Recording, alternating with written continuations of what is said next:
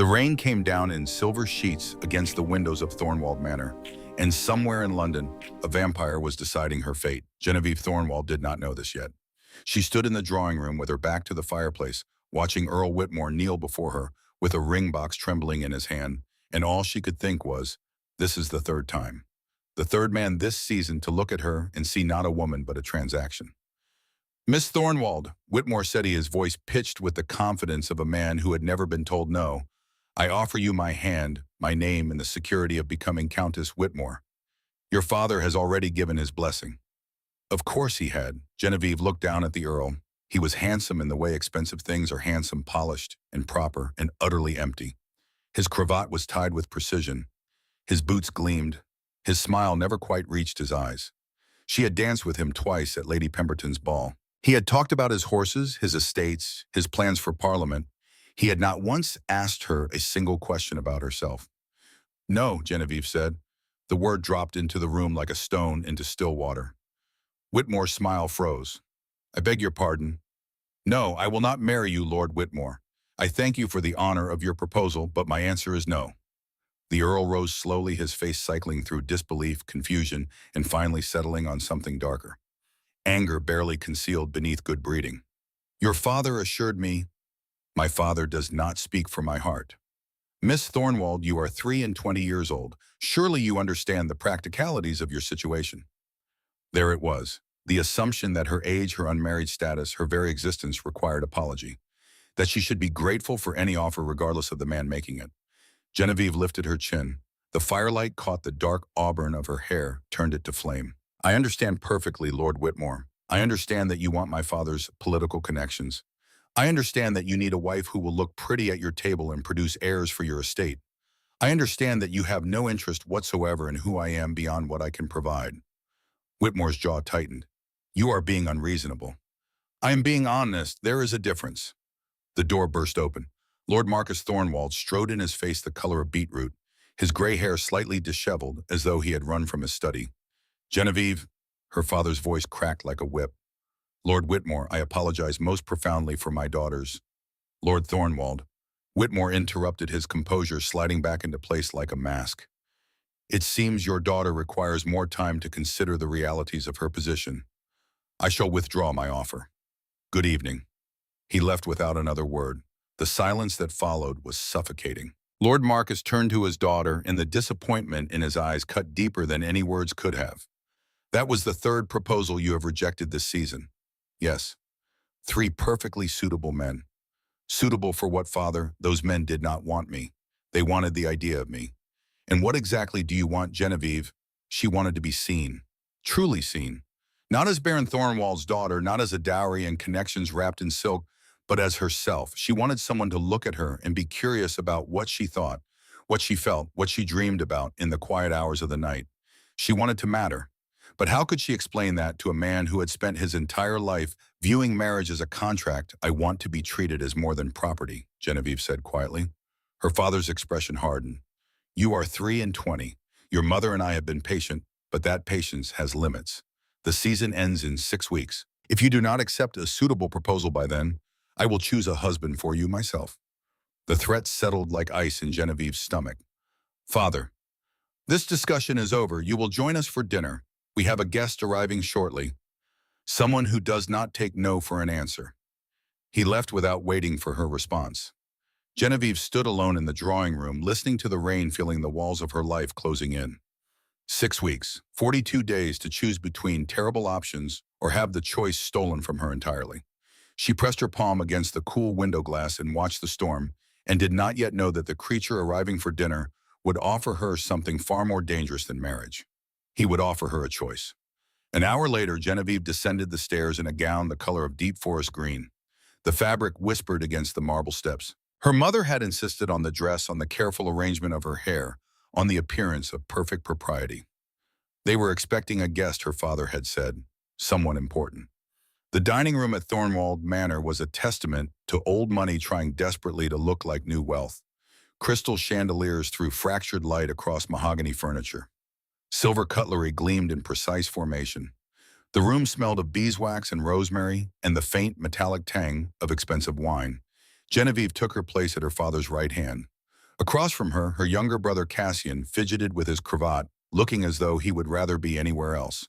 At 19, Cassian possessed all the energy of youth and none of the patience for formal dinners. Their mother, Lady Octavia, sat with the practiced smile of a woman who had perfected the art of appearing interested while thinking about absolutely nothing. "Who is this guest?" Genevieve asked quietly. "The Duke of Silvermere," her father replied, not meeting her eyes. Genevieve's breath caught. Lucian Ravencroft, the Duke of Silvermere. Everyone knew the name. You could not move through London society without hearing whispers about the vampire duke who had appeared from Eastern Europe 20 years ago and systematically acquired wealth, property, and influence with the single-minded focus of someone who had centuries to plan. Vampires had been part of English society for over 100 years now, ever since the Great Revelation of 1727, when they had revealed their existence to the crown. Treaties had been signed. Laws had been passed. Vampires could own property, hold titles, even sit in parliament provided they followed strict regulations about feeding and turning.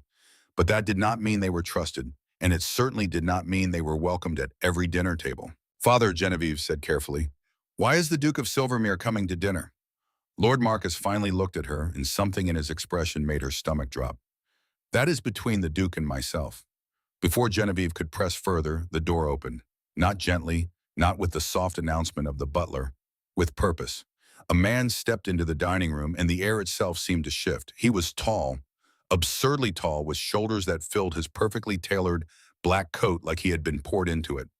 His hair was dark as a raven's wing swept back from a face that could have been carved from marble by an artist who understood beauty and cruelty in equal measure. But it was his eyes that arrested her. Silver gray, the color of moonlight on still water.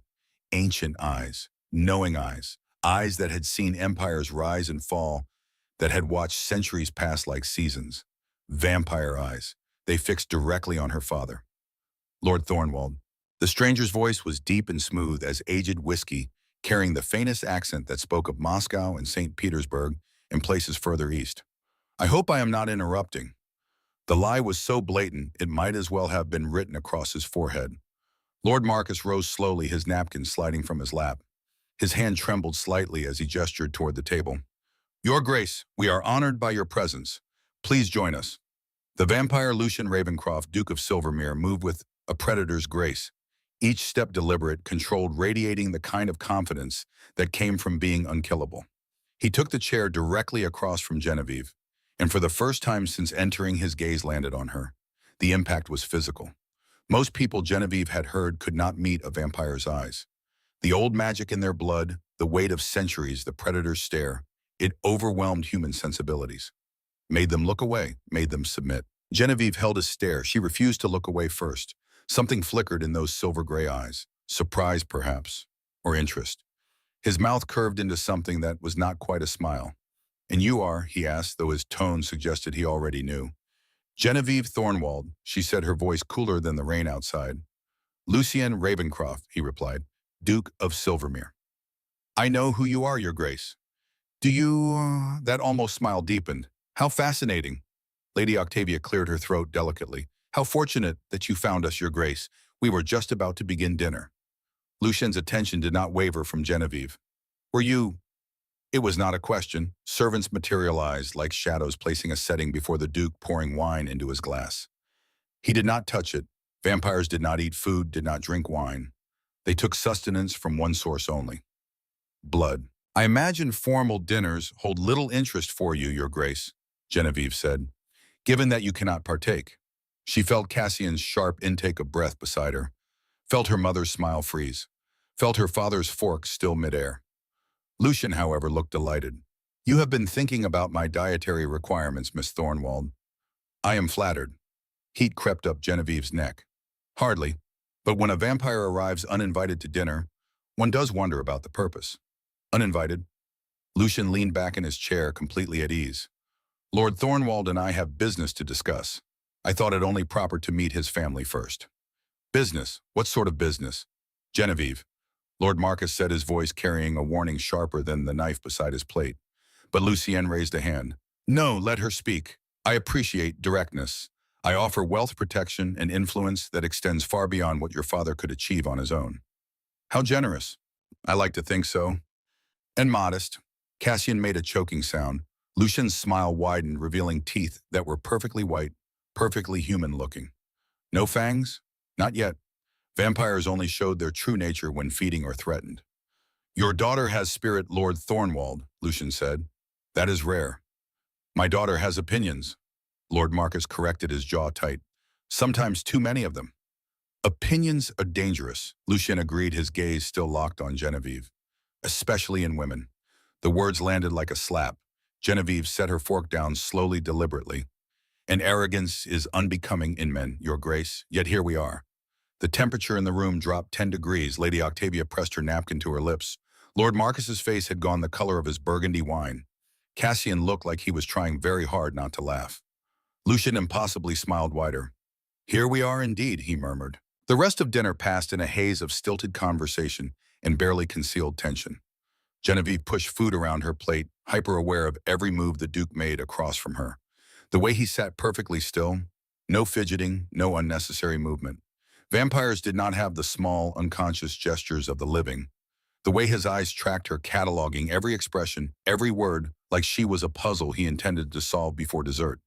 The way the candlelight caught his impossibly pale skin and made him look like something carved from moonlight and shadow. It was unnerving. When the final course was cleared, Genevieve excused herself with a practiced curtsy that contained not an ounce of genuine respect. She needed airspace, anything to escape the oppressive weight of Lucien Ravencroft's presence. She made it to the corridor before she heard his footsteps behind her. Not footsteps exactly. Vampires did not make noise when they moved unless they chose to. This was deliberate sound of courtesy to announce his presence. Running away, Miss Thornwald. Genevieve spun her skirts, swirling around her ankles. Lucien stood 5 paces back, hands clasped behind him, looking every inch the aristocratic predator. Following me, Your Grace. How ungentlemanly. I never claimed to be a gentleman. He took a step closer, then another. The corridor suddenly felt narrow, suffocating. You insulted me at your father's table, Lucian said. You deserved it. Perhaps, but no one speaks to me that way. Then consider it a learning experience. Not everyone will bow to your title or your fangs.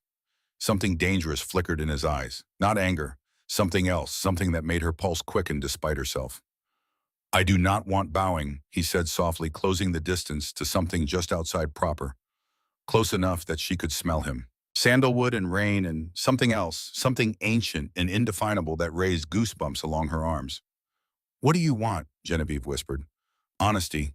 In a world of masks and pretense, I want someone who will tell me the truth even when it cuts. You want obedience disguised as honesty.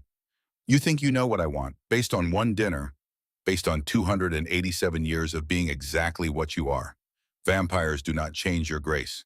You have had centuries to become set in your ways. Silence crashed through the corridor. Lucien stared at her like she had just spoken in tongues. How did you know my age? He asked finally. I researched the people who enter my life uninvited. Thorough. Careful. His eyes narrowed. You are not afraid of me. It was not a question, but Genevieve answered anyway. Should I be? Most people are. I am not most people. No, Lucien said quietly. You certainly are not. He took one final step, closing the distance to something dangerous, something that made Genevieve's breath catch in her throat. He was so close now, she could see the faint pattern in his irises like fractured silver, could see that his skin was not merely pale but luminous, as though lit from within by moonlight, could see that he was looking at her with something that resembled wonder. You are wrong about me, he said, his voice low, intimate, but I look forward to proving it. Then he stepped back, bowed with mocking formality, and turned on his heel. Genevieve stood frozen in the corridor, listening to his footsteps fade, feeling her heart hammer against her ribs. She did not know what had just happened, but she knew with absolute certainty that everything had changed. Genevieve did not sleep. She lay in her 4-poster bed, staring at the canopy above her, watching shadows dance across fabric as moonlight filtered through the curtains. Every time she closed her eyes, she saw silver-gray irises and that infuriating half-smile, heard that low voice saying, I want honesty, with something that sounded dangerously close to loneliness. When dawn finally broke, Genevieve gave up on sleep entirely. She dressed herself without calling for her lady's maid.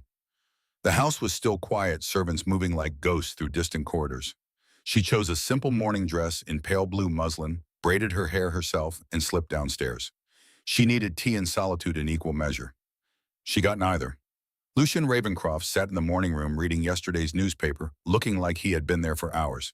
He had traded his formal dinner attire for riding clothes. Black breeches, tall boots, a white shirt open at the collar, revealing a triangle of pale skin. His dark hair was slightly disheveled. He looked up when she entered, and his expression shifted into something that might have been amusement. "Good morning, Miss Thornwald." Genevieve froze in the doorway. "What are you doing here?" "Waiting for you. In my house at dawn." "Technically, it is past dawn. The sun has been up for 20 minutes. I stay out of direct sunlight, but I can tolerate ambient light." "That does not answer my question." Lucian set the newspaper aside with deliberate care. "Your father invited me to stay the night. I accepted. We have business to conclude." "Of course." Genevieve moved to the tea service, needing something to do with her hands. "How convenient." She poured with exaggerated focus, aware of his gaze, tracking her every movement. "Your sarcasm could use refinement," Lucian observed, "and your presence could use an invitation. Yet here you are." He laughed, that same low sound that had haunted her all night. "You really cannot help yourself, can you?" "Neither can you, apparently. What do you want, Your Grace?" "Lucienne." "Excuse me, call me Lucienne. If we are going to despise each other, we might as well be on first-name terms." "I do not despise you." The lie tasted bitter on her tongue. "Liar, you despise me the moment I walk through that door." "You are perceptive." "I am observant. 287 years teaches you to read people." Genevieve studied him over the rim of her teacup, really looked at him, saw the tension in his shoulders, the way his hands were clenched behind his back, like he was physically restraining himself. "What do you really want?" she asked quietly. Lucian was silent for a long moment. Then, to her surprise, he answered honestly. "I am dying." The words fell between them like stones. Genevieve's teacup stilled halfway to her lips. "What?" "There is a curse, an ancient one placed on me by a vampire elder I offended 2 decades ago. It is called the Crimson Curse. It strips away my ability to feed. I can still consume blood, but I cannot taste it, cannot derive sustenance from it. I am starving slowly over years." "Can it not be cured?" "It can, by blood from someone with a pure heart. Not pure in the moral sense, vampires care nothing for human morality. Pure in intention. Someone who acts from genuine emotion rather than calculation or fear." Understanding dawned slowly. "You think my blood can cure you?" "I know it can. I tasted it last night, from the wine glass you drank from. A single molecule was enough. Your blood has what I need." She should be horrified, disgusted, terrified. Instead, she felt something else entirely. Curiosity. "And what do I receive in return?" Lucian's mouth curved into a genuine smile. "This is why I chose you." "Chose me for what?" "Marriage." The word dropped like a thunderclap. Genevieve set her teacup down before she dropped it. "I beg your pardon. I am proposing a marriage contract, Miss Thornwald. 7 years. You allow me to feed from you once per month, just enough to sustain me, not enough to harm you. In exchange, I give you complete freedom, financial independence, protection from anyone who would seek to control you. And at the end of 7 years, if you wish to divorce, I will grant it without contest." Her mind reeled. "You are insane." "I am practical. You rejected 3 proposals this season because they wanted to own you. I am offering you the opposite. A marriage of convenience that gives you everything you want while giving me what I need to survive. And what happens in 7 years when you are cured and I am free? What if I fall in love with someone else? Then you divorce me and marry him with my blessing. And if you fall in love with me," Lucian turned from the window, and for just a moment his expression was utterly bleak. "I am 287 years old, Genevieve. I have forgotten how to fall in love." The honesty of it struck her silent. This was not a romantic proposal. This was a vampire bargaining for his survival with the only currency he had, and Genevieve trapped in a world where her father would choose her husband in 6 weeks if she did not, found herself considering the impossible. "I need time to think," she said finally. "Of course. You have 3 days. On the 4th day I leave for London. If you decide to accept, send word. If not, I will trouble you no further." He moved toward the door, but Genevieve's voice stopped him. "Why me, truly?" Lucian paused his back to her. For a long moment he did not speak. Then, without turning around, "Because I heard that Baron Thornwald's daughter had rejected 3 marriage proposals in a single season. I wanted to meet the woman brave enough or foolish enough to say no. And when I saw you last night looking at me like I was just a man instead of a monster or a myth, I thought perhaps you might be strong enough to choose freely, even if that choice is to refuse me." He left before Genevieve could form a response. She stood alone in the morning room, her tea going cold, her mind racing. A vampire duke was offering her freedom in exchange for blood. It was madness. It was the most honest proposal she had ever received, and that terrified her more than anything else. 3 days, 72 hours to make a decision that would alter the entire trajectory of her life. Genevieve spent the first day researching. Thornwall Manor had an extensive library, and several volumes dealt with vampire society law and customs. She learned that vampire-human marriages, while legal, were rare. She learned that monthly feeding would not turn her unless he gave her his blood in return. She learned that vampire marriage contracts were binding. If Lucien promised her freedom, he would be legally compelled to provide it. She also learned that the Crimson Curse was real and lethal. Vampires afflicted with it wasted away over decades, unable to sustain themselves, unable to die fully. Lucien Ravencroft was telling the truth. He was dying. The second day, Cassian cornered her in the library. "Tell me you are not seriously considering this," her brother said, dropping into the chair across from her reading nook. Genevieve set her book aside. "Why not? He is a vampire, Jen. He has lived for nearly 3 centuries. What could you possibly have in common?" "More than I had with the Earl of Whitmore." Cassian leaned forward, his young face serious. "Father gave me 6 weeks. 4 are already gone. If I do not choose, he will choose for me." Cassian ran a hand through his dark hair. "There has to be another way. If you find one, please inform me." He left looking defeated. On the third day, Lucien sent a note. Not a letter, just a small card with a single line in elegant script. "The choice is yours. Whatever you decide, I will respect it. L.R." Genevieve held the card for a long time, tracing the letters with her fingertip. 3 men had proposed to her this season. Not one of them had told her the choice was hers. Lucien was offering her agency, and that more than anything else made her decision. That night, long after her parents had retired, Genevieve slipped from her room and made her way to the library. She found him exactly where she expected. Lucien sat in the leather chair by the unlit fireplace, a book open in his lap. He looked up when she entered, but did not seem surprised to see her. "Good evening, Genevieve." She closed the door quietly behind her. "You knew I would come. I hoped you would. Have you made your decision?" Genevieve crossed the library, slowly, her bare feet silent on the carpet. She wore only her nightdress and a shawl, her hair loose down her back. "I have questions first." "Ask them." She settled onto the ottoman across from his chair. "If I agree, if we marry, will you expect marital relations?" Lucien's expression did not change. "Only if you desire them. I will not force anything you do not freely give. And when you feed from me, will it hurt?" "No. Vampire saliva contains a natural sedative. You will feel pressure, perhaps a brief sting, then warmth. What happens at the end of 7 years? You decide. If you wish to remain married, we renegotiate terms. If you wish to divorce, I provide you with a substantial settlement, and we part as friends, if possible." She believed him. That was the truly terrifying part. She believed every word. "One more question. Why offer me freedom instead of simply compelling my obedience?" Something dark flickered across Lucien's face. "I have lived for nearly 3 centuries, Genevieve. I have seen empires rise and fall. I have watched people I loved grow old and die while I remained unchanged. Do you know what that teaches you?" "What?" "That the only thing that makes immortality bearable is genuine connection, real emotion, honest choice. I could compel you to marry me, to let me feed, to smile and pretend, but it would be hollow, empty, and I have had enough emptiness to last several more lifetimes."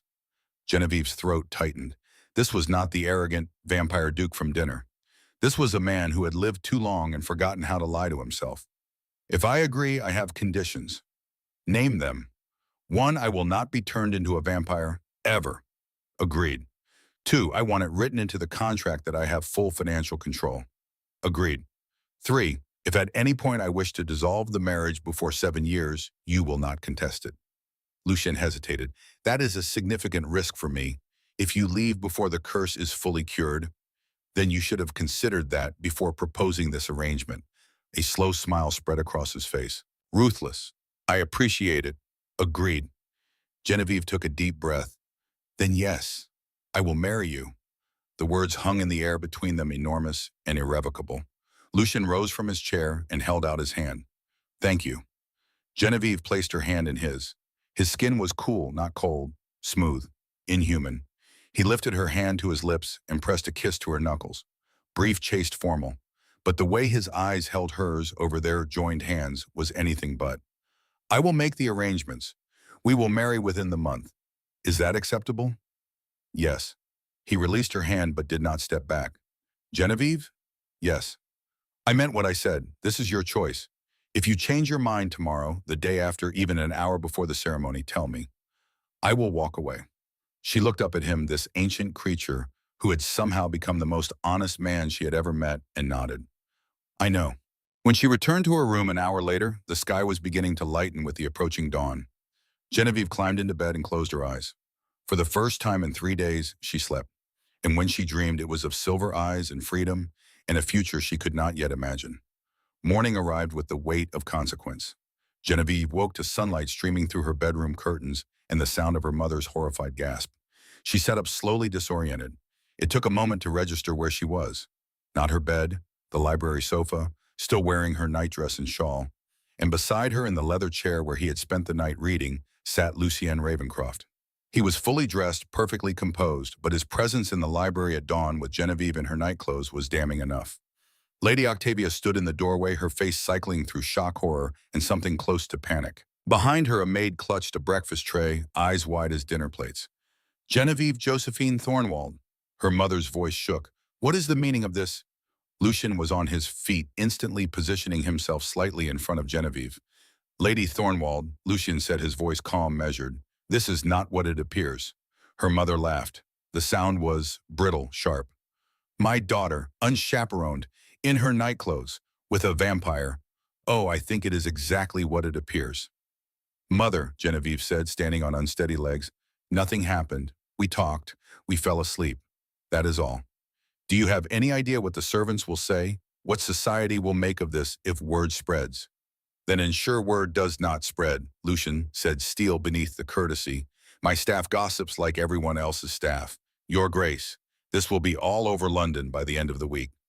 Then we move the wedding forward. Silence crashed through the library. Genevieve's head snapped toward Lucien. What? He turned to face her, his silver eyes steady, certain. We were planning to marry within the month. If there is concern about scandal, we solve it by marrying immediately. I can procure a special license. 3 days. 3 days, Genevieve repeated. Unless you prefer to weather the gossip. Your decision, Genevieve. Her mother made a strangled sound, and Genevieve thought about whispers following her through ballrooms, knowing looks from matrons who would assume the worst. Thought about Lucien offering her, even now, the power to choose. 3 days, she said. We marry in 3 days. Relief flickered across his face. Lady Octavia swayed, but Octavia Thornwald had not survived 30 years of aristocratic society by being weak. She straightened, smoothed her skirts with trembling hands, and lifted her chin. I will inform your father and the vicar. 3 days. We have 3 days to arrange a wedding suitable for a duchess. She swept from the room, leaving Genevieve and Lucien alone in the morning light. I am sorry, Genevieve said quietly. I should not have fallen asleep. Stop. Lucien closed the distance between them, his hands coming up to frame her face. This is not your fault. His thumb brushed across her cheekbone, and Genevieve's breath caught. Are you certain about this moving the wedding up? Genevieve thought about it, about how the extra weeks would only give her more time to doubt. Yes, I am certain. You could still refuse.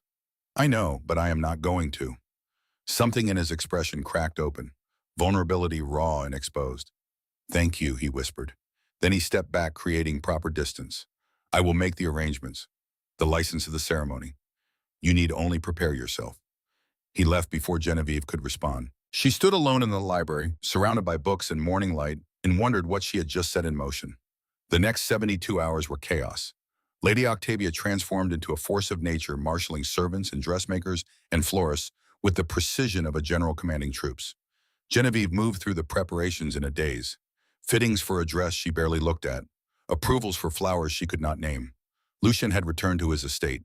Genevieve did not see him for 2 full days. She missed him. The realization struck her on the second evening.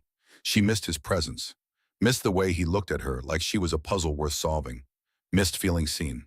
On the morning of the 3rd day, Cassian found her in the garden. Last chance to run, he said, settling onto the stone bench beside her. Genevieve did not look at him. She kept her gaze on the roses. I am not running. You are marrying a vampire, Jenna. Do you understand what that means? Better than you do, apparently. Cassian grabbed her hand, forcing her to look at him. His young face was serious, worried. He is going to outlive you by centuries. Genevieve had thought about it, had lain awake imagining herself at 40, at 50, at 70, while Lucien remained frozen at 30. Would it be worse than marrying a human man who never saw me at all? At least Lucien looks at me like I matter. Cassian's grip on her hand tightened. I just do not want you to be hurt. I know, but I would rather risk hurt than guarantee emptiness. Her brother studied her for a long moment. Then he sighed. He better treat you well. He will. The wedding took place at midnight. The church was small, lit entirely by candles. Their flames threw dancing shadows across stone walls. Genevieve walked down the aisle alone. Her father had offered his arm, but she had declined. This was her choice. She would walk to it under her own power. Her dress was ivory silk, simple and elegant. And at the altar, waiting with perfect stillness, stood Lucien. He wore black, severe and formal. His dark hair was swept back, his pale skin luminous in the candlelight. But when his eyes found hers as she approached, they were simply relieved. The ceremony was brief. Traditional vows spoken in low voices, rings exchanged, and then the vicar spoke the words that changed everything. You may kiss your bride. Lucien's hands came up to frame her face. He leaned down slowly, giving her time to pull away if she wanted. Genevieve did not want.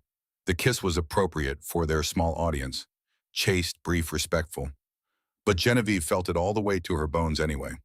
When they pulled apart, Lucien whispered against her lips, too quiet for anyone else to hear. Hello, wife. Genevieve's breath caught. Hello, husband. The vicar cleared his throat. May I present the Duke and Duchess of Silvermere? Applause rippled through the small gathering. Genevieve barely heard it. She was too focused on Lucien's hand holding her steady and certain. They were married. She was a duchess. And in a few hours she would offer her vampire husband her blood for the first time. Silvermere Castle rose from the landscape like something from a Gothic novel, all stone and spires and windows that reflected moonlight like eyes. Home, Lucien said quietly as their carriage approached. Genevieve stared up at the castle. It is rather imposing. Would you have me live in a cottage? Despite her nervousness, she smiled. I cannot quite picture that. The castle staff lined up to greet them. The housekeeper, Mrs. Brennan, took immediate charge. Your chambers have been prepared, Your Grace, and the Duke's chambers adjoin. Adjoining chambers. Of course. Genevieve nodded. The staff dispersed, leaving Genevieve and Lucien alone in the grand entrance hall. Would you like a tour? Or would you prefer to see your chambers first? Chambers, Genevieve decided. He offered his arm and guided her up a sweeping staircase. Her chambers were stunning. A sitting room decorated in deep blues and silver. A bedroom with a four-poster bed draped in silk. If you want anything changed, tell Mrs. Brennan. This is your space, Genevieve. She turned to face him. This vampire who was now her husband, who stood in the doorway like he needed permission to enter. Come in, she said quietly. He stepped inside, closing the door with a soft click. They stood in her sitting room, 5 feet of charged space between them. The feeding, Genevieve said, breaking the silence. When does it happen? Tonight, if you are willing. The wedding vows must be sealed with blood. It is vampire tradition, but only if you consent. Her heart hammered. Will it hurt? No. I promise you it will not hurt. Genevieve studied him. Lucien stood perfectly still, giving her all the power in this moment. All right, she said. I am ready. Something flickered in his eyes, relief and hunger and something deeper. Sit, he said, gesturing to the chaise. Genevieve sat. Lucien knelt before her. The position put them at eye level, made this less about power and more about trust. Give me your wrist, he said softly. She extended her left hand, the one that now bore his ring. Lucien cradled her wrist in both hands, his thumb stroking across her pulse point. He could feel it, she realized, the rapid flutter of her heartbeat. Look at me, he whispered. Genevieve met his eyes and watched as they changed. The silver brightened, lit from within. His pupils dilated, expanded, and when he opened his mouth, she saw them. Fangs, sharp enough to pierce skin with surgical precision. He was beautiful and terrifying in equal measure. Ready, he asked. Genevieve nodded. Lucien lowered his head to her wrist. She felt his breath against her skin, cool and soft, felt his lips press a kiss to her pulse point, then the sharp pressure of his fangs breaking skin. Genevieve gasped. Not from pain, he had been right about that. The sting lasted only a second before warmth flooded through her. Pleasant, languid warmth. Lucian was drinking from her. She could feel it, the gentle pull. Could see the way his eyes drifted closed, the tension leaving his shoulders. And she could feel something else. Something she had not expected. Connection. Like a thread being woven between them. She could sense his relief, his gratitude. It lasted perhaps 30 seconds. Then Lucien pulled back his tongue, sweeping across the puncture wounds. They sealed instantly. He looked up at her, his eyes still bright, and Genevieve saw wonder in his face. "Your blood," he whispered. "Genevieve, your blood is—" He stopped, seeming to struggle for words. "What?" she asked. Lucien released her wrist carefully, rising to his feet. He turned away from her. "It tastes like moonfire." Moonfire. An old term, ancient magic, rare beyond measure. Your blood does not just sustain me, Genevieve. It can cure the curse, completely, permanently. Relief flooded through her. That is wonderful news. There is a kit. The words fell like stones. What cost? To cure the crimson curse with moonfire blood requires a full ritual. A binding, soul deep, permanent. You would become bloodbound to me. What does that mean? It means your life would extend. 200 years, perhaps more. But you would be tied to me. If I died, you would die. Your emotions would become partially mine, and mine would become yours. You would cease to be entirely your own person, Genevieve. That is the cage. Genevieve's mind reeled. You are saying I could live for 2 centuries, but only as an extension of you. Yes, and I cannot ask that of you. But without the cure, you will die. Eventually, the curse works slowly. I have years yet. Lucien said nothing. Genevieve stood, crossing to the window. Outside, the moon hung full and heavy. How long do I have to decide? As long as you need. We can continue as we planned. Monthly feedings to keep me stable. And if I never choose to do it, then in 7 years we divorce as agreed. She heard what he did not say. That without her blood, without the cure, he would waste away. I need time, Genevieve said. You have it. She heard him leave, and Genevieve stood at the window and wondered what price she was willing to pay. Not that she loved him, not yet, but she could. She could feel the possibility of Ida, and that terrified her more than anything else. The first weeks at Silvermere passed in a strange dreamlike haze. Genevieve adapted to vampire hours, sleeping through the day, waking at dusk.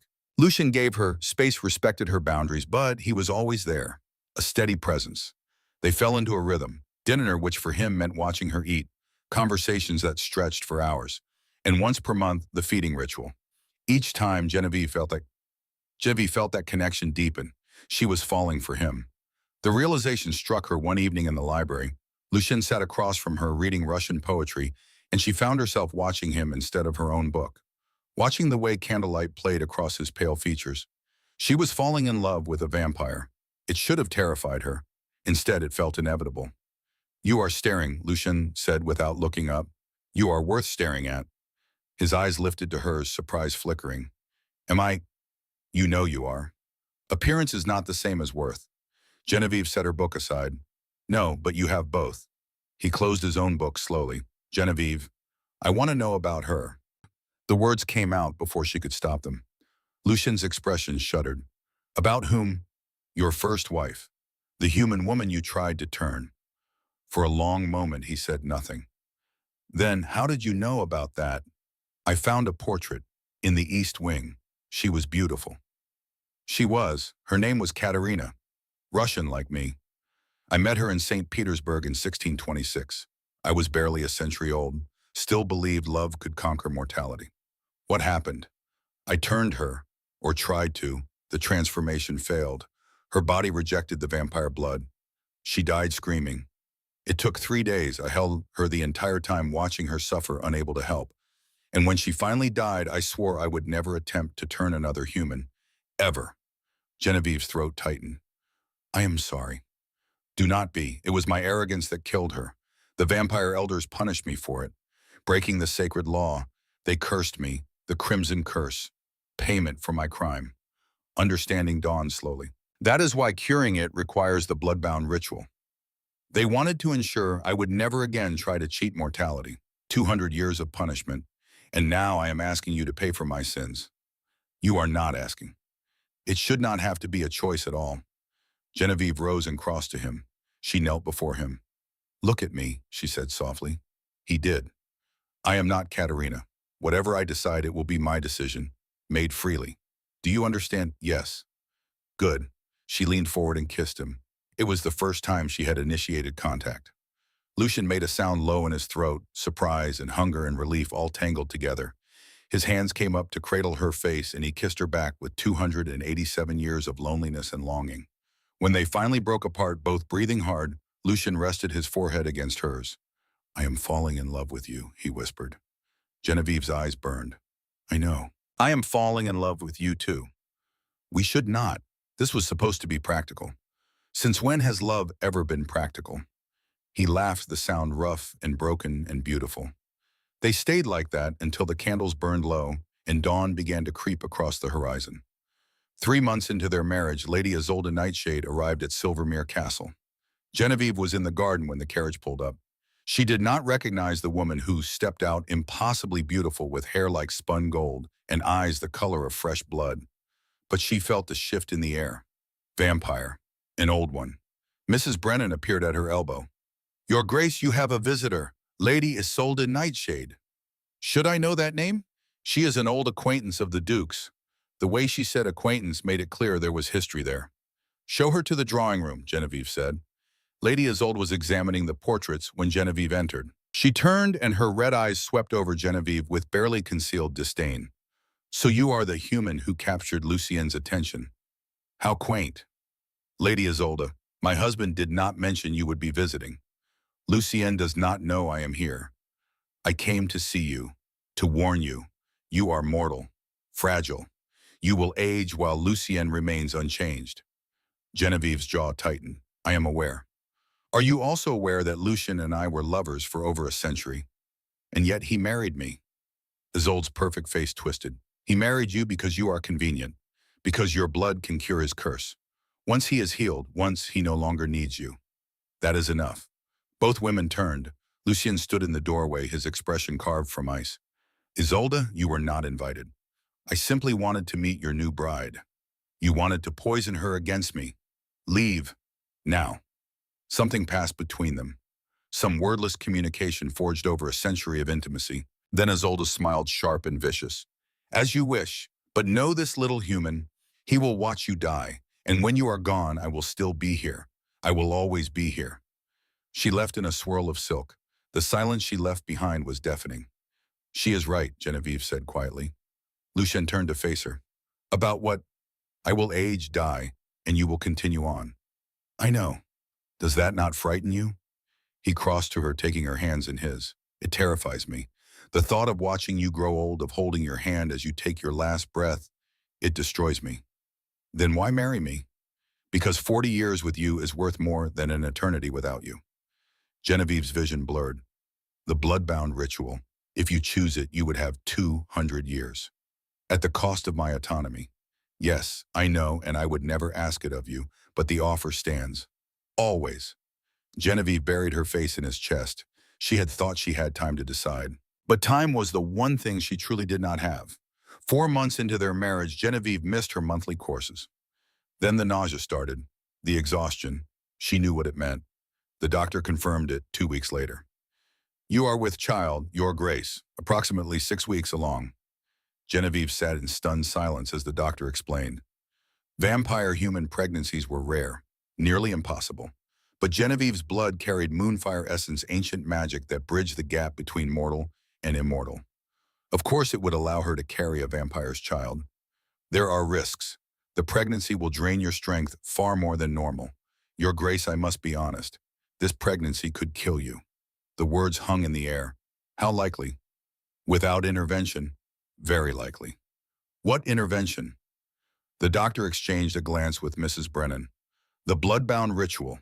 If you complete the binding with the Duke, your body would strengthen. You would be able to sustain both yourself and the child.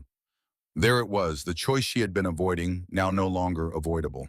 Complete the bloodbound ritual and survive, or refuse and likely die. I need to speak with my husband, Genevieve said. She found Lucien in his study. He looked up when she entered, and his face immediately shifted to concern. What is wrong? I am pregnant. The words fell into the space between them. Lucien stood slowly, his eyes wide. You are certain? The doctor confirmed it this morning. She watched emotions cycle across his face. Joy, wonder, and then horror. The pregnancy will endanger you. Yes. How much danger? Genevieve moved to the window. Enough that the doctor recommends the bloodbound ritual. Behind her, she heard Lucien's sharp intake of breath. No, she turned. What? No, we terminate the pregnancy immediately. I will not risk your life. Anger flared in Genevieve's chest. You will not make that choice for me. This child could kill you. This child is mine. Ours. I will not destroy it simply because the path forward is difficult. Genevieve, you could die. And the alternative is to end a life before it begins. You promised me freedom, Lucien. The right to make my own decisions, even dangerous ones. His hands came up to frame her face, his touch desperate. I cannot lose you. Then help me survive. The bloodbound ritual. I know what it entails. I need time to think, to decide if saving my life is worth sacrificing my freedom. That should not be a choice anyone has to make. But it is the choice I have. Give me time, please. Lucien's eyes closed, his expression wrecked. How much time? I do not know, but I am only 6 weeks along. We have months. He pulled her close, burying his face in her hair. She felt him trembling. I love you, he whispered. I love you so much it frightens me. I love you too. They stood like that, wrapped around each other, while outside the moon rose full and heavy in the sky. And Genevieve thought about choices and consequences and the impossible mathematics of love. She had married Lucien for freedom. Now she would have to decide if freedom was worth dying for, or if love was worth living for. The curse came for Lucien slowly, then all at once. For the first month after Genevieve discovered her pregnancy, he seemed unchanged. But Genevieve noticed the small things. The way he lingered over their feeding rituals. The way he would pause mid-sentence, his hand pressed to his chest. The way exhaustion crept into his movements. The crimson curse was accelerating. You need to feed more often, Genevieve said one evening. Lucien looked up, and even that small movement seemed to cost him. Once a month is what we agreed upon. You are suffering. I am managing. You are dying. I can see it, Lucien. He set his book aside. The curse has entered its final stages. Monthly feedings can no longer sustain me. My body is beginning to reject all borrowed blood except yours. Genevieve's hand moved instinctively to her stomach, now rounded with 4 months of pregnancy. If you feed more often, will it harm the baby? I do not know, which is why I will not risk it. So you will simply waste away. I will endure long enough to see our child born. And then we will see. Genevieve knelt before him. The bloodbound ritual could save you, could save all of us. At the cost of your freedom. She did not know what she meant anymore. The pregnancy had changed her, reshaped her priorities. Freedom had seemed paramount 4 months ago. Now it seemed a small price to pay for his survival, for their survival. Tell me about the ritual. Everything. Lucien studied her for a long moment. Then slowly he began to speak. The bloodbound ritual is ancient. It creates a link between vampire and mortal that transcends normal bonds. You would drink my blood while I drink yours. The exchange would happen 3 times under a full moon. And then your life would extend. 200 years, perhaps more. You would age, but slowly. But I would be tied to you, completely. If I died, you would die. Your emotions would become partially mine. You would cease to be entirely your own person. That is the cage. She absorbed this. And the baby would be born healthy. The ritual would stabilize your body. But she would not be bloodbound. No, the binding only affects those who participate. Our daughter would be fully human. Genevieve's throat tightened. Our daughter. He had been calling the baby she for weeks. How long do I have to decide? The next full moon is in 3 weeks. But Genevieve, I do not know if I have another month. The curse is consuming me faster than anticipated. 3 weeks. 21 days to choose between freedom and survival. I need to think, she whispered. I know. He helped her to her feet and watched her leave. And Genevieve felt his gaze on her back all the way to her chambers. Cassian arrived at Silvermere Castle 3 days later. Genevieve had not sent for him, but she suspected Lucien had. Her brother took one look at the vampire duke and went pale. Dear God, Jen, he looks terrible, I know. They stood in the garden. Through the window, Lucien sat in his study, perfectly still, conserving his strength. How long does he have? Cassian asked. Weeks, perhaps days. And the ritual would save him, save us both, save the baby. but it would cost me everything I married him to gain. Cassian was quiet. Then, what do you want, Jen truly Sarikoman? I want him to live. I want our child to be born healthy. I want to not have to choose. But you do have to choose. Yes. Her brother turned to face her. At 19, Cassian had grown into himself. Gone was the fidgeting boy. In his place stood a young man with serious eyes. I have been researching, he said quietly. Genevieve's head snapped up. What vampire lore, ancient texts? I thought perhaps there might be another way. He pulled a worn journal from his coat. There are references, General, to a ritual that predates the bloodbound. Hope flared in her chest. What kind of ritual? I am still translating. The texts are in Old Church Slavonic, but from what I can decipher it involves vampire tears. Vampires can cry, only under extreme emotional duress. The tears carry concentrated essence of their immortal soul. If a vampire sheds tears out of genuine love, not grief, not pain, but love, those tears mixed with moonfire blood might create a different kind of binding, one that cures without enslaving. Genevieve's heart hammered. Might. The texts are unclear. It could work. It could fail. It could kill all three of you. I need more time to translate. But Jen, if this works, if it works, we could all survive without the bloodbound. Yes, Genevieve looked through the window at Lucian and knew they did not have time. Keep researching, but prepare for the possibility that we will need to proceed with the bloodbound ritual at the next full moon. Jennifer, I will not let him die, Cassian. I cannot. Her brother's expression softened. I know. 2 weeks before the full moon, Lady Isolde returned. Genevieve was resting when Mrs. Brennan burst in. Your Grace, Lady Isolde is here. She has brought guests, vampire council members. Ice flooded Genevieve's veins. What? They are demanding an audience with the Duke. Genevieve rose as quickly as her pregnant body would allow. She found them in the grand hall. Lady Isolde and 3 vampire elders, their combined age totaling over a millennium. Your Grace, Isolde said, how lovely to see you looking so maternal. The emphasis made it an insult. Lady Isolde, you were not invited, again.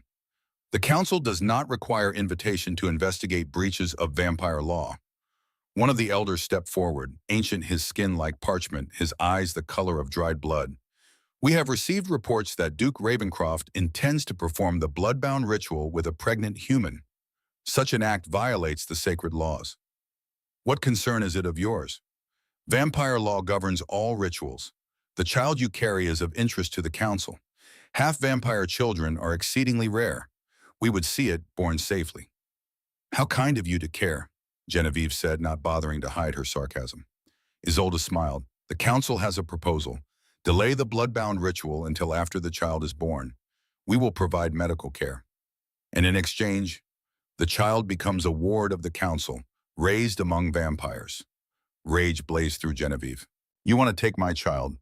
We want to protect it. Human mothers are ill-equipped to raise vampire offspring.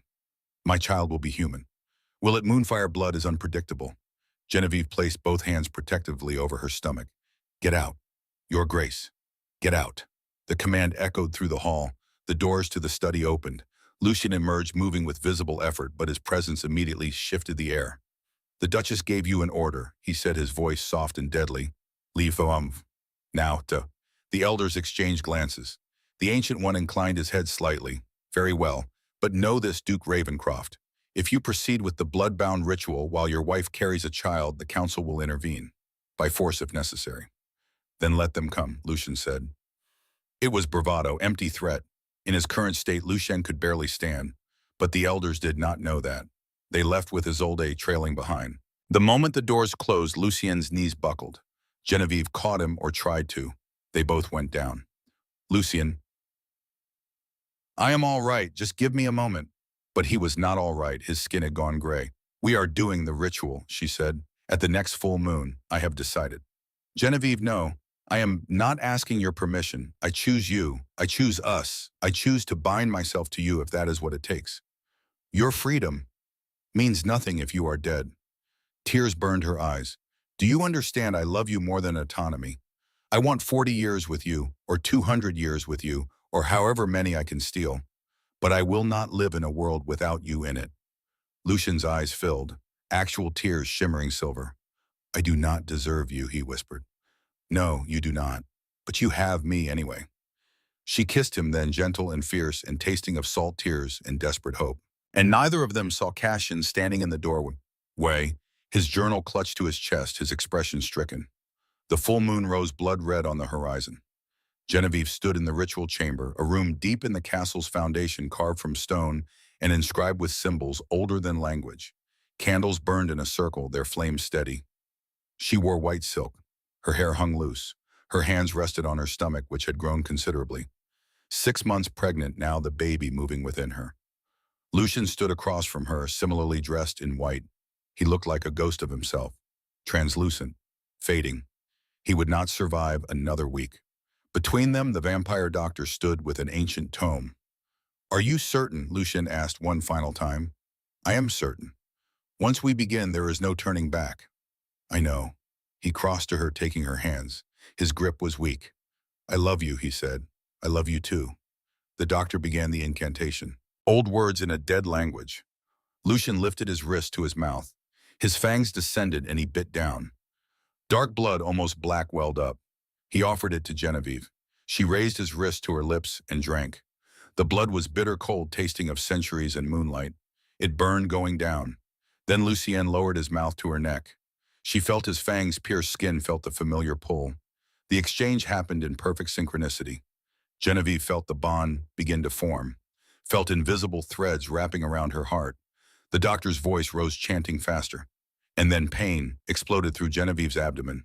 She gasped. The pain intensified, sharp and tearing and utterly wrong.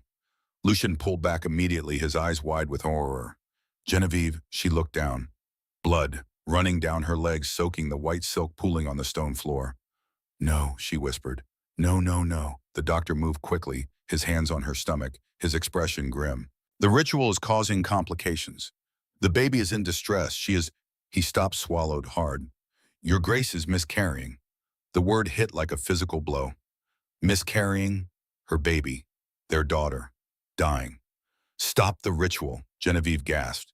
"If we stop now, the Duke will die," the doctor said. "And you may die as well. The binding has already begun. It must be completed." "I do not care, save the baby." Lucian's face was white with agony. "Genevieve, please, our daughter. We cannot let her die." For one horrible moment she saw him waver, saw him calculate the odds. Then his expression crumbled. "Stop," he said to the doctor. "Stop the ritual, now." "Your Grace, if we stop." "I said stop." The doctor fell silent. The incantation ceased. The blood bond hung incomplete between them, raw and painful. Genevieve collapsed. Lucien caught her, lowering them both to the floor, cradling her against his chest as her blood soaked them both. "I am sorry," he whispered brokenly. "I am so sorry." She could feel their daughter's heartbeat fading, could feel her own strength draining, could feel Lucien's life force guttering. They were all dying. "Genevieve," Cassian's voice echoed through the ritual chamber. He burst through the door, his journal clutched in one hand, small glass vials in the other. "I found it," he gasped. "The third path, I found it." Lucian's head lifted. "What?" Cassian dropped to his knees beside them. "There is another way, not the bloodbound, something older, purer. Do you love her, truly love her, with everything I am? Then cry for her, cry for your child, cry for what you are about to lose." "I do not understand." Vampire tears, tears shed from genuine love, mixed with moonfire blood, can create a gentle binding. Not enslavement, just connection. It can cure the curse without the bloodbound. It can save all three of them. The doctor grabbed the journal, scanning the pages. His eyes widened. "This is from the Volkov text, before the elders corrupted the rituals. It could work, but the vampire must produce tears willingly." Lucian looked down at Genevieve in his arms, at the blood still flowing from her, at her face pale as death. And he wept. Silver tears glowing faintly tracked down his face. They fell onto Genevieve's skin, each drop leaving a trail of luminescence. "I love you," he choked out. "I cannot lose you, either of you. Please, please do not leave me." Cassian caught the tears in one of the vials. "Doctor, we need her blood, fresh blood." The doctor moved with ancient precision. He reopened the wound on Genevieve's wrist, caught the welling blood in the second vial. Then he mixed them. Vampire tears and moonfire blood swirling together, glowing brighter and brighter, until the vial itself seemed to contain captured starlight. "This is untested," the doctor said. It could save them. It could kill them. Do it, Genevieve whispered. Do it, Lucian echoed Boren. The doctor lifted the vial. Drink, both of you, at the same time. Lucian helped Genevieve sit up. They each took the vial in trembling hands, their fingers intertwining around the glass. Together they drank. The liquid was warm, tasting of salt and copper, and something indefinable. Something that felt like love, made tangible. Light exploded through Genevieve's body. Not painful, not burning, just bright and warm and alive. She felt it rush through her veins, felt it wrap around her heart, felt it sink into the place where their daughter grew. The bleeding stopped. The pain receded, and beneath her hands she felt it. The flutter of movement, their baby alive and fighting. Across from her, Lucien gasped. Color flooded back into his face. His silver eyes brightened. The crimson curse shattered. Genevieve felt it break, felt the ancient magic that had been slowly killing him simply dissolve. He was cured. They stared at each other, hardly daring to believe. The baby, Lucien whispered. The doctor's hands moved over Genevieve's stomach. A smile broke across his ancient face. Strong, healthy, the crisis has passed. Cassian made a sound between a laugh and a sob. It worked. Dear God, it actually worked. Genevieve reached for Lucien, and he pulled her close, both of them shaking with relief. What about the binding? Genevieve asked. Did it? Check, the doctor said. Close your eyes, both of you. Tell me what you feel. Genevieve closed her eyes, and she could sense Lucien. Not his thoughts, not his emotions with perfect clarity, but his presence like a warm glow at the edge of her consciousness. Comforting, constant, but not consuming. She was still herself, still separate, still autonomous, just connected. I can feel you, she whispered. But it is not overwhelming. It is like you are standing in the next room. I feel the same, Lucien said, wonder in his voice. You are there, always there, but you are still you, still your own person. The doctor nodded. The gentle binding, it links you without enslaving. You will sense each other, feel when the other is in distress, but you remain individuals. And Genevieve, you will age normally. The binding does not extend life. It simply connects two lives, however long or short they may be. It was perfect. Genevieve would grow old, would die decades before Lucien, but she would do so as herself, freely chosen, deeply loved. Thank you, Lucien said to Cassian, his voice rough with emotion. You saved us all. Cassian ducked his head. I just read some old books. You did more than that. Genevieve reached out, squeezing her brother's hand. You gave us a future. Their daughter was born 3 months later on a clear spring morning. Labor was long and difficult, but Genevieve weathered it with Lucien beside her, their gentle binding allowing him to share her pain, to lend her strength. When the baby finally emerged wailing and pink and perfectly human, Genevieve wept with relief. A girl, the midwife announced, a healthy baby girl. Lucien took his daughter in his hands with infinite care. Celestine, he whispered. Her name is Celestine. Genevieve watched him cradle their child, watched him bend his head to press a kiss to her tiny forehead. This was what she had chosen, this impossible, beautiful, terrifying life. Hello, little star, Lucien murmured to Celestine. We have been waiting for you. The baby's eyes opened gray like her father's, but warm with human life. And when Lucien looked up at Genevieve, tears shining silver on his face, she knew she had made the right choice. All of it. The marriage, the binding, the risk. Worth it. Time was both cruel and kind. It gave and it took away. 1 year became 5. 5 became 10. 10 became 20. Celestine grew from infant to child to young woman. Fully human with none of the vampire characteristics the council had feared. Just a bright, curious girl who loved books and gardens. Genevieve aged. Lines appeared at the corners of her eyes, silver threaded through her dark hair. Lucien remained unchanged. Sometimes Genevieve would catch him looking at her with grief in his eyes. She knew what he was thinking, that every year brought her closer to the end. Stop, she would say, taking his hand. We knew this going in. Knowing does not make it easier. No, but it makes it honest. They made the most of their time, traveled when they could, spent evenings in the library, watched Celestine grow into a remarkable young woman with her father's intelligence and her mother's spine, built a life that was messy and real and theirs. On Genevieve's 50th birthday, Cassian, now in his 40s, married with 3 children, raised a toast. To my sister who rejected 3 perfectly suitable proposals to marry a vampire duke, I thought you were mad. Turns out you were just smarter than the rest of us. Laughter around the table. Celestine, now 27 and engaged to a human scholar, smiled at her mother. Later that night, alone in their chambers, Lucian traced the lines on Genevieve's face with gentle fingers. "You are still the most beautiful woman I have ever known," he said. "I have wrinkles. I love your wrinkles. Each one is a year I got to spend with you." "Romantic fool. You're romantic fool." She kissed him, and it still felt like the first time. 20 more years passed. Genevieve's hair went fully silver. Her hands developed tremors. Her body grew frail. Celestine married, had children of her own. 2 daughters who called Genevieve grandmother and Lucien grandfather. The gentle binding meant Lucien could feel Genevieve's decline, could sense when her heart labored, when her joints ached. It terrified him, but he never asked her to regret it, because he understood what Genevieve had known from the beginning.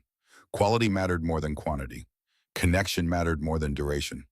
Love mattered more than eternity. On a cool autumn evening, 73 years old and feeling every day of it, Genevieve collapsed in the garden. Lucien felt it through their binding. He ran faster than he had moved in decades. He found her on the bench beneath the oak tree. Her breathing was shallow. "Lucien," she whispered. "I am here. I am here, love." He gathered her into his arms. "Should I call the doctor?"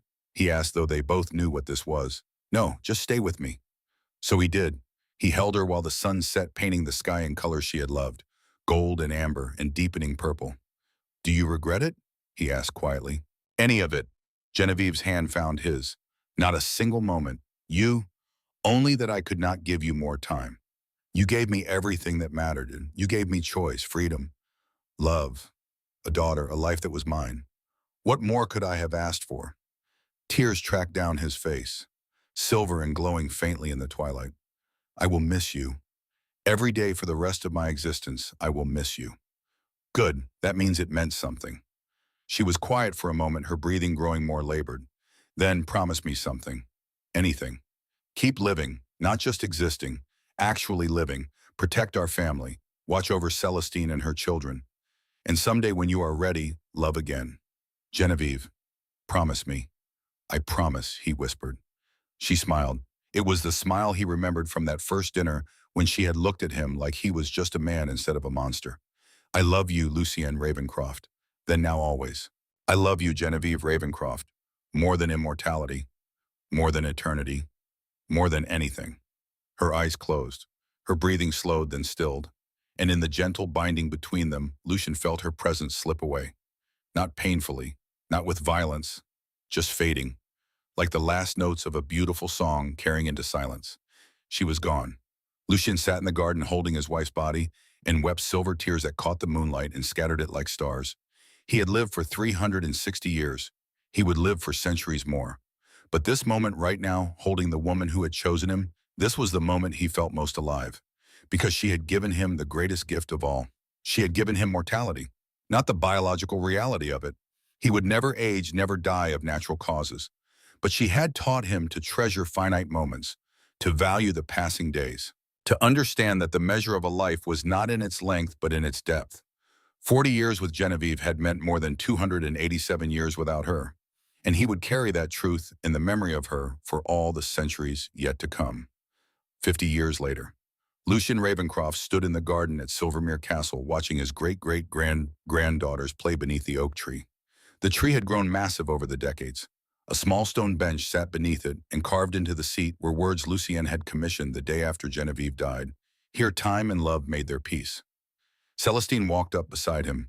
She was in her late 70s now, moving with the careful precision of the elderly, but her eyes were still sharp. "She would have loved this," Celestine said, watching her great-granddaughters laugh. "All of it. She would have," Lucien agreed. "Do you still miss her?" "Every day." "Good." It was such a Genevieve thing to say that Lucien smiled despite the ache in his chest. He had kept his promise, had continued living, not just existing, had protected their family through wars and plagues in the endless march of progress, had watched his daughter grow old, his grandchildren thrive, his great-grandchildren carry Genevieve's fire forward, had even after many years allowed himself to care for others. Not love, perhaps, not the consuming love he had shared with Genevieve, but affection, friendship, connection, because she had taught him that love did not diminish by being shared, that having loved once did not mean you could never love again, that the greatest tribute to a life well lived was to keep living well. Thank you, he said quietly to Celestine, for being her daughter, for carrying her forward. Celestine squeezed his hand. Thank you for being brave enough to let her go when the time came. For not trying to turn her, to trap her, to steal more time than you were meant to have. They stood together in the garden as twilight painted the sky in the colors Genevieve had loved.